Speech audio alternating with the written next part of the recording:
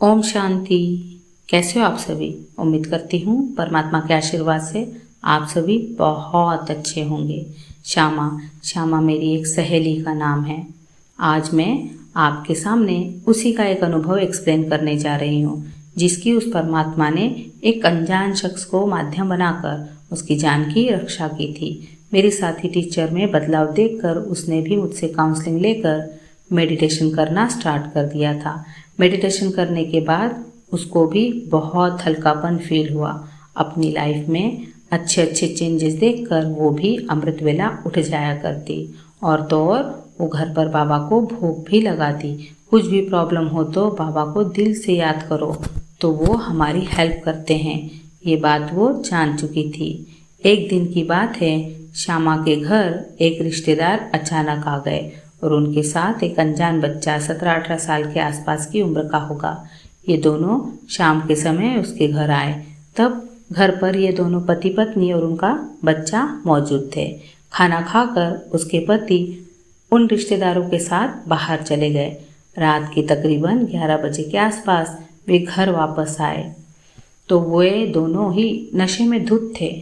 तो वो अनजान बच्चा जैसे तैसे इन दोनों को घर लेकर आया और इन दोनों की हालत देखकर श्यामा की अपने पति से बहस हो गई। ऐसी स्थिति में भी श्यामा बाबा को दिल से याद कर रही थी। बहस इतनी बड़ी कि पति अपनी पत्नी को जान से मारने की कोशिश करने लगा। साथ में आया रिश्तेदार नशे में होने के कारण चुपचाप ये सब कुछ देख रहा था, मगर जो अनजान बच्चा साथ आया था उसने स्थिति को भांपते हुए श्यामा को कहा, दीदी आप अंदर चले जाइए और अंदर से दरवाज़ा लगा लीजिए, ये नशे में हैं, अभी कुछ नहीं समझेंगे। तब श्यामा ने ऐसा ही किया। बहुत देर तक उसको कुछ समझ ही नहीं आया कि ऐसा कैसे हुआ, क्यों हुआ। जैसे तैसे करके बाबा बाबा करते करते उसने वो रात निकाली और सुबह जब उसके पति को होश आया तो वो अपने किए पर बहुत शर्मिंदा था।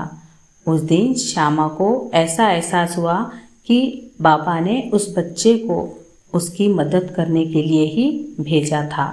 इस कहानी से हमें यह सीख मिलती है कि अगर आप परमात्मा की याद में रहते हैं, उन्हें अपनी ज़िंदगी के हर पल में शामिल कर लेते हैं, तो वो परमात्मा भी आपकी हेल्प करने के लिए बन जाता है और किसी न किसी को माध्यम बनाकर आपकी हेल्प करने के लिए भेज देता है। ओम शांति।